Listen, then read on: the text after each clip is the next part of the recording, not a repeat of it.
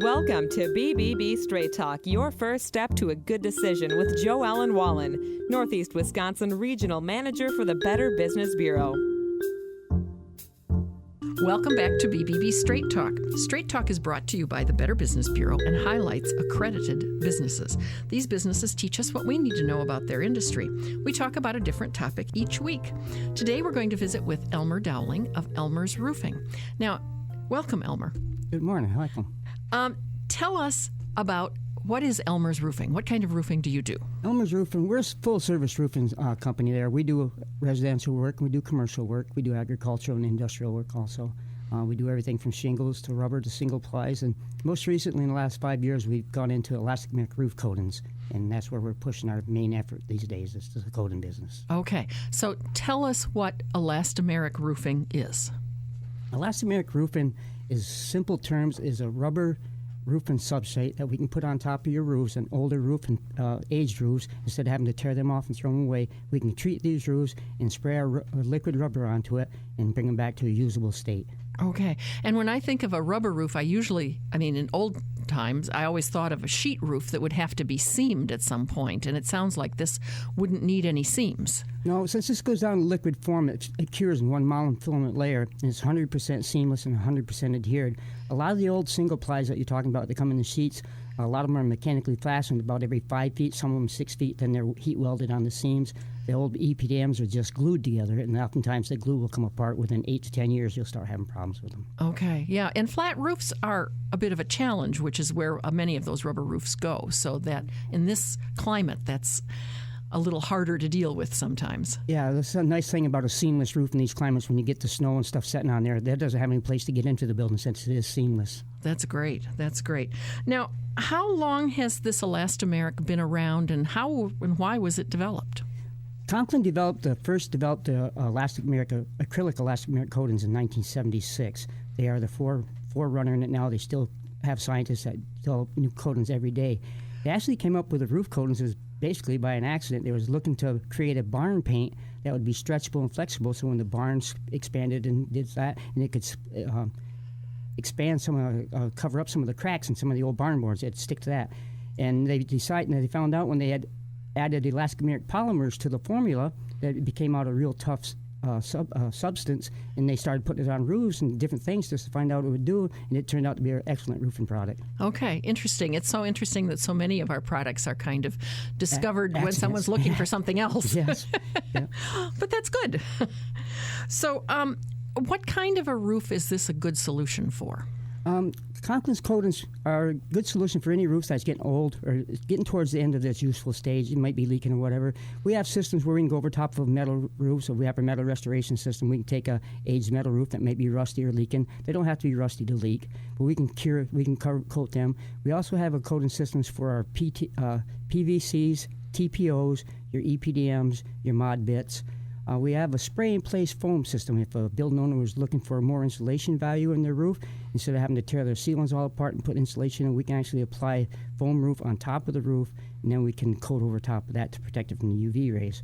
And we also have another system called our fabric reinforced system, and this is for in case you have to tear a roof off. We can't coat every roof because some of them have gone so far there's no course but to tear them off. But we do have our fabric reinforced system for that particular thing that we can come in there and embed our sponge-like fabrics in our base coats and create basically it's a single-ply roof system created right on the roof top itself.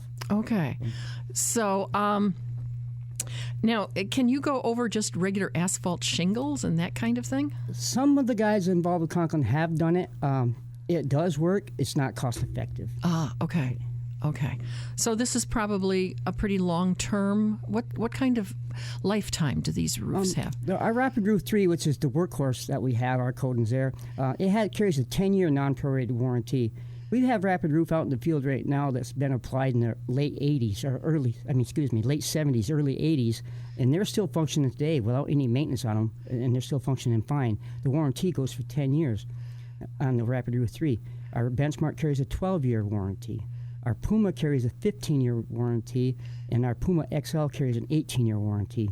At the end of these warranties, if the building owner desires, we can simply come in and pressure wash the roof off and add another layer of top coat on that and extend their warranties. We can keep a building under warranty for as long as the building stands. Wow. Well, that sounds really unusual because you can't get that with any other kind of roofing that I'm aware of. No, Conklin does stand behind their warranties. These are non-prorated warranties. So if we install it June 1st of 2012 to June 1st of 2022, you're under warranty. Okay. And they don't prorate it. So that's excellent. Goodness. So, do you do mostly commercial buildings? You said you do residential as well? Yeah, we do some shingles. We're trying to fade out of that part of the industry because, to be honest with you, the competition is getting steep and the profits are going away.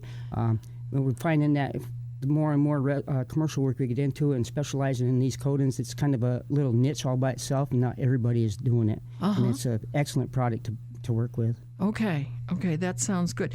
Now, you were saying that you don't have to remove the old roofing then. You can go over the top in some cases at least. Yeah, 90% of the time, if the building hasn't gone too far, we can go ahead and coat it. Like you say, we can coat over top of metal, your PVCs, your TPOs, your EPDMs, mod bits, and things What are like those that. initials? Tell me what those mean.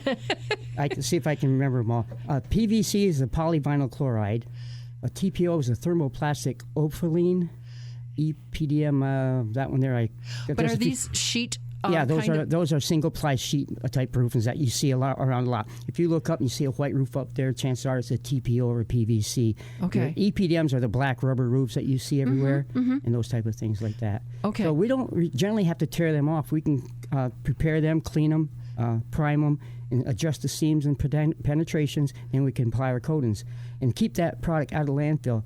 Most people may not realize this, but 25% of your landfill is roofing products. Is it really? Yeah, so it saves quite a bit. That's huge, yeah. And that we don't think of that as a cost, but that really is Landfills to society. Landfills are expensive anymore. Yeah. And the trucking to get it there is getting more expensive. Yeah, and you see that because you have to haul it, yeah. right? So now you were talking about... and I forgot the word you just used, but when something goes through the roof, penetration. Penetration. What do you do around something if someone's got a vent that's got to go up through or something else? When the vent is put up through, we simply take some of our base coat, whether it be our Rapid Roof 3, Benchmark, whatever coatings have. We have different base coats for each one. We take our base coat, we put some of that around the penetration, and we have a fabric called a SpunFlex 2. And we embed that fabric around that, and then we put more base coat over top of it. And when that seals, that pipe is flashing, or that penetration is flashed. Okay, so it is like glued right up the sides of that penetration then. Yeah, and lots of times when we do units and things like that on commercial buildings, we actually coat all the pipes and everything too, so they'll be rust-free. They won't be rusty and running down on our white roofs. So that's a good idea. That's a good idea, yeah. I worked at a place one time in a past life where we had put a rubber roof on, but it had a wood railing around the top. It was a upper deck kind of a thing, and that really was a challenge where the roofing went around those posts because what do you do to protect? Wood tends to rot after a while. Yes, it does. So it's a bit of a challenge. What are some of the advantages? You were talking about them before, but tell us again some of the advantages over this type of roofing over doing what we kind of normally think about. Well, one advantage is quite a bit of cost savings by coating it rather than tearing it off and replacing it. We did a job down in Menasha here a couple years ago. It was a metal restoration job. We went in, we coated that roof, took care of it, prepared it, and coated it, and we charged the gentleman $44,000 for it. He had another company come in that was going to remove the metal roof off the building and install a new metal roof, and they was going to charge him $165,000. Wow. So he not only got his roof done for a fraction of the price, but he didn't have any disruption in his business because of the roof being torn off or anything like that. Another benefit for these are sustainable systems. And what I mean by that is after the period of time when they anything ages in time. There's nothing that the weather's not going to beat up. We got a product that lasts a long time, but it does have its lifespan. After that particular time when your roof looks like it needs help, we can simply come in and pressure wash that off, add another layer of top coat for a fraction of the price of the original coat because all the preparation work's done underneath the first coat. And you can keep doing this. It's a lightweight product, so we can keep sustaining it. Once you have this system on your building, you will never have to tear that roof off again. And it's energy efficient. It reflects 84% of the ultraviolet rays back in the sky. It reduces the thermal stress on your building from the constant expansion and contraction from the daily heating and cooling. And reduces urban heat island effect around the areas. New York City, Chicago, Philadelphia, and the whole state of California and the state of Florida right now have mandated white roofing codes in their buildings. Oh. There's a study out there that we've done that they said that just 11 metropolitan areas in the United States would mandate a white code systems in their roofs. It would save 7 gigabytes of electricity a year. Now, that's the equivalent of shutting down 14 power plants and an annual savings of $740 million a year. That's just the 11 metropolitan areres did it. Just think the whole country got involved. Yeah, wow. So generally your coatings are white? Yes, they're generally all white. We do have a Rapid Roof 3 comes in a light gray and a light tan also. But when you color it, you lose some of your reflectivity properties and things like that. So I would think that in the summer that would increase your energy costs then if you're darkening your roof. Yeah, if your roof is dark, it absorbs heat. Like a black asphalt roof or EPDM roof, they got a reflectivity of 5%. So they're absorbing 95% of that heat energy. And that goes through the building. The heat transfers into the building. Therefore, your air conditioners have to pump it back out of your building. Once we coat these buildings, they're going to reflect 85%, so they're only absorbing 15%. So you can see that the transfer of the heat's not going to even be anywhere near the same. Are there any advantages in the black roof in the winter when you want heat inside your building, or doesn't it really get there, or what I get this question quite often, and the first thing I tell them, if you're looking for the sun to heat your building in the winter, you got a problem. True.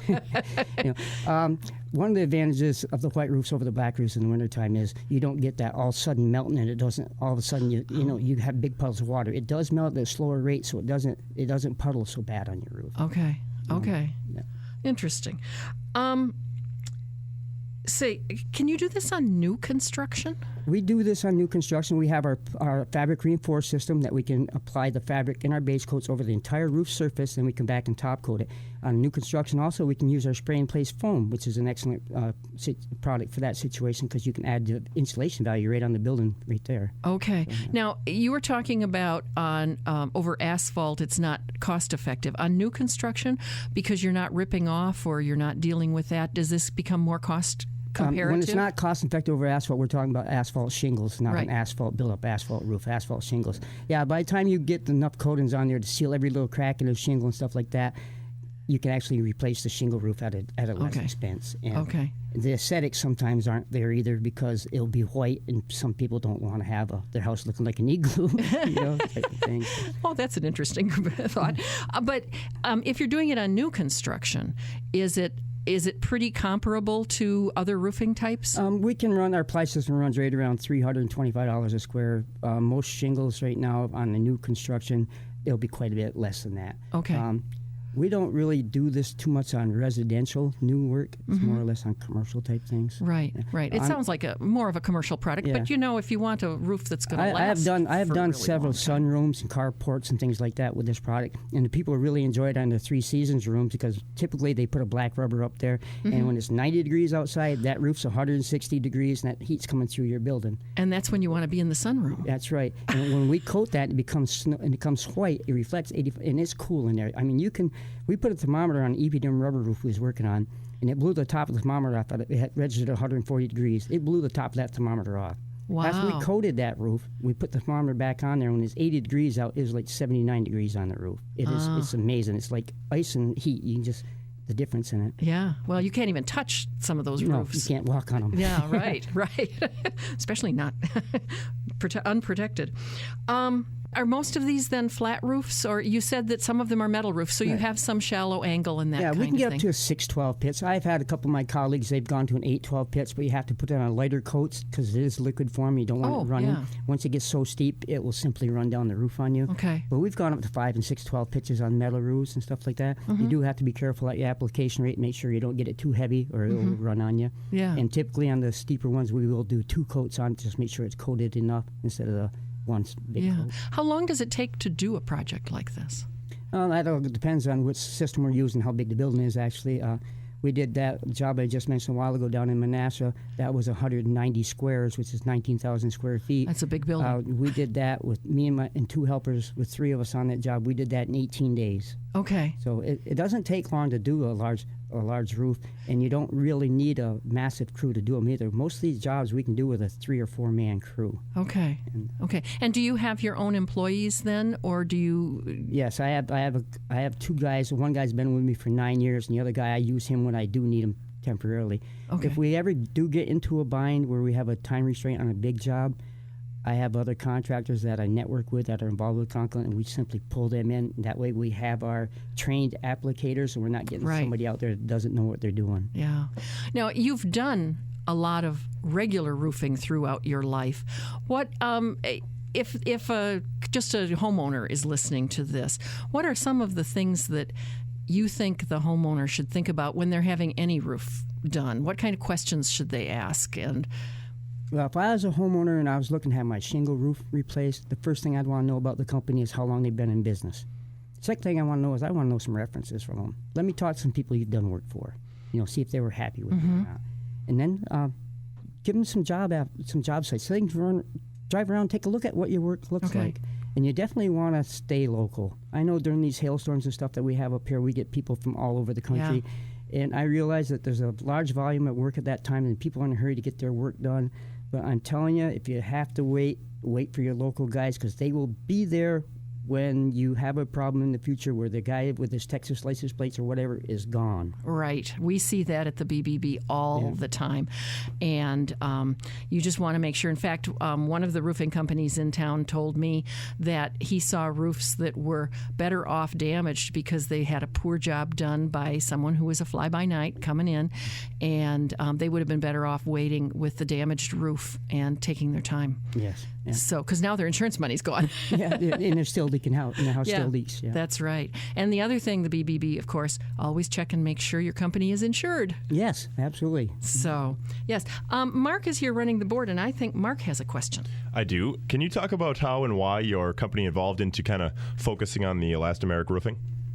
The how is a friend of mine introduced me to it about 8 years ago, and at the particular time, I was thinking, I've been a roofer since 1976. I started roofing.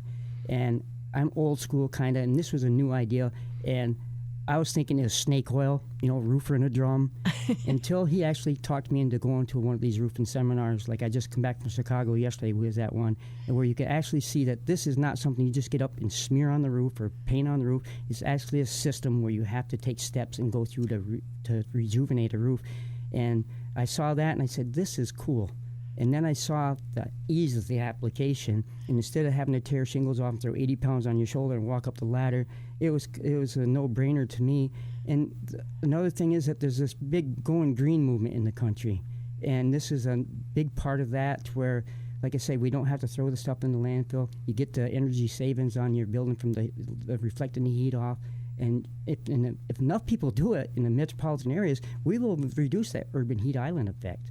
And I decided that since this is kind of a specialty niche that not everybody's going to get into, because it does take some monetary investment to do it, to get trained and buy your equipment, that I won't have everybody and their brother following me around with their pickups and their ladders doing what I'm doing. Well, and as you pointed out initially, when your first reaction, if somebody does have someone approach them about some kind of a liquid roofing project, do your research and make sure that it's a product like this that has been tested and has a good reputation, and make sure you're not dealing with the snake oil situation. I'll be honest with you, there's a lot of other coatings out there. Conklin invented them in 1976.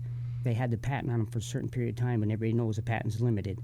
So when that patent went up, there's a couple of guys that were on the board at Conklin jumped ship, and they decided they're going to open their own companies up and create this stuff too. And there are a lot of them out there. You can buy them at your box stores, at Lowe's and Menards, but you're buying water. Their stuff has very little solids in it, and they are cheap. I'm going to tell you right now, I bought them just to compare them to ours, and they are cheap.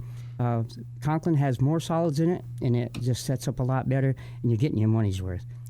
And it sounds like it's a kind of an important product to have somebody who's trained put it on and know what they are doing, because I'm not sure that I, as an uneducated consumer in this area, would really understand to the level that you do things like sealing those penetrations and all of that.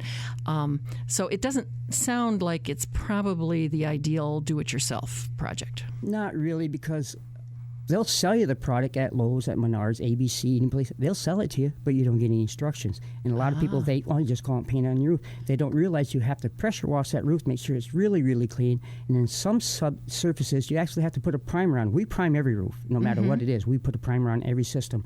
But some of these other knockoffs out there, they don't even have a primer enough, and they just go and pour it on. I was just on a roof up in Clintonville last week, and they had gotten a coating from Menards.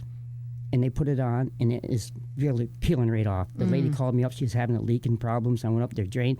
They messed the drain up. They didn't do that right. And these coatings, I'd grab them by the handful and just peel them right off the roof. Just like sunburn, they never washed the roof. They never cleaned the roof, and they never primed the roof. They never addressed the seams. Somebody just went up there and bought some of that stuff, that cheap stuff, and charged the lady a lot of money and took her money and ran. Yeah.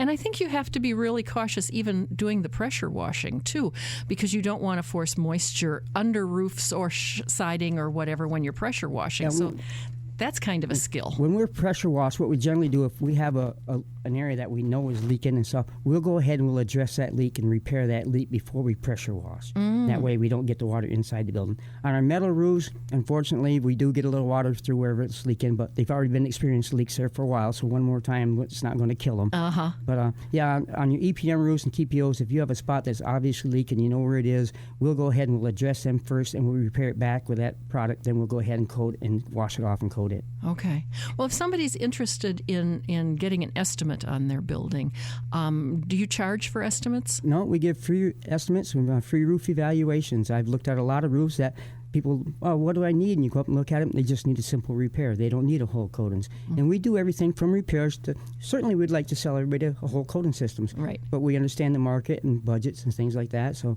the most important thing is to get them watertight. So we work with them on different things. I did a job over here on the east side of Green Bay 2 years ago. All we did was a metal roof. He was having his seams and fasteners leaking. He couldn't afford the whole system.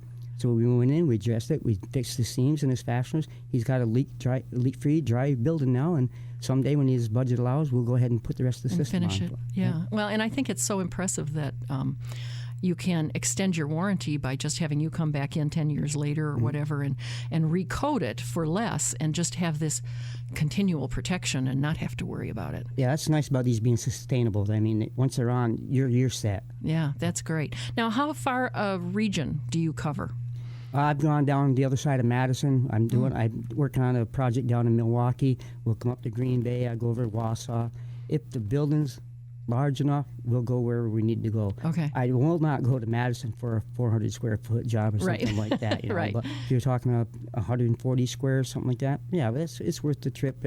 And doing this business, we realize that you're not always going to be in your backyard. You know. Yeah, it's a more specialized. Yes. I think Mark has another question. Yeah, you talked about how some cities are more progressive on mandating some efficient roofing services. Do you think that in the future more of the country will be going towards these type of roofs? I think you are going to see black roofs simply disappear. They are either going to be all white single-ply roofs or they're going to be coated. Black roofs are like the dinosaur. They're going to disappear. Okay. Well, and it sounds like that's good.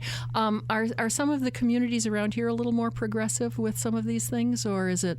Or do we have a ways to go? We got a ways to go. Okay. What we got to do is inform the public of these type of products because it is pretty well an unknown product. I talked to a lot of people. What are you talking about? You right. know? Well, it's elastomeric roof coatings that we can fix your old building up with and save you a lot of money, save energy at the same time. But it's kind of an unknown entity, and that's one of the things I do shows like this. I do energy shows in Oshkosh, and I get out and I talk to people so I can inform them about the product we have and the benefits of using them rather than using the old conventional wisdom. And I had a gentleman say, well, I gave him an estimate, and it was a little bit less than what we could have put a new EPDM rubber roof on for. You know, I'm not going to lie there. It was because we had a lot of work to do on his roof before we could put our coatings on. He says, why wouldn't I just put a new EPDM roof on? I said, that's right. Why would you? I said, you know what's happened to him. This one here just failed on you. So you put another one on 15 years down the road, you're going to have it fail again. We coat it 15, 20 years down the road from now. We simply come back in and coat it again, and you're leak-free for all that time. Yeah. Where you know the black roofs are going to die. They have a lifespan. An EPDM dries up. It's like an inner tube, and it'll dry up and it'll shrink. And it doesn't. They were good at their time because that's with the new technology. We have better systems now. Okay, very interesting. Is there something else you'd like the listeners to think about or know? just if you do have a roof problem, at least give us a chance to look at it for you. Let us tell you about what we can have to offer. We do conventional roofing also, if that's what they really want. But if I can talk to them and show them the benefits of these coatings and the real longevity of them, I think that they'll choose them more and more. Okay, that sounds great. Just give us a shot. That's all we ask. Sounds good. Tell our listeners how to contact you. Yes, you can contact me. My office number is 920-779-9690. You can call me on my cell phone. My cell phone number is 920-841-2314. You could also contact me by email if you like. My email address is elmer.1, that's a numerical 1, @att.net. I also, on the internet out there, elmersroofingservice.info. You can find us some information out there. And also, if you want to get on the internet and find out more about these particular coatings, you can go to whiteroofingsystems.com. That is a site that me and some of my fellow contractors have put together out there just to inform the general public. If you're a Facebook user, friend Elmer's Roofing on Facebook. There's a lot of information there. There's videos there of how these systems are applied. And you can also friend White Roofing Systems on Facebook. We have a lot of information out there on those two sites also. It is amazing the information we can get on the internet nowadays. And of course, it's all not good, but information like this is really good. And do your research if you're having a roof done and check some things out, because you can really give you better questions to ask and understand the process. Yeah. And one thing I ask people too, we give you an estimate, you get an estimate from somebody else. And I had this happen to me. Well, this guy's so much cheaper than you. And I was looking at what he was offering compared to what we were offering. You got to compare apples to apples, not apples to oranges, because their warranty wasn't what ours was and their product wasn't quite what ours was. Ours was a little costlier, but it's like the old saying, you get what you pay for. Absolutely. Well, thank you very much, Elmer. To start with trust and find accredited businesses like Elmer's Roofing, go to wisconsin.bbb.org, and then to find a BBB accredited business. Have a great weekend, and be sure to tune in again next week for more BBB Straight Talk on what you should know when repairing or replacing the tires on your car with John Baumgart of Baumgart Tire and Wheel. The BBB is a nonprofit business association that promotes ethics and trust in the marketplace. All participating businesses and sponsors on this show meet the standards of BBB accreditation. To find a full list of accredited businesses, go to www.wisconsin.bbb.org.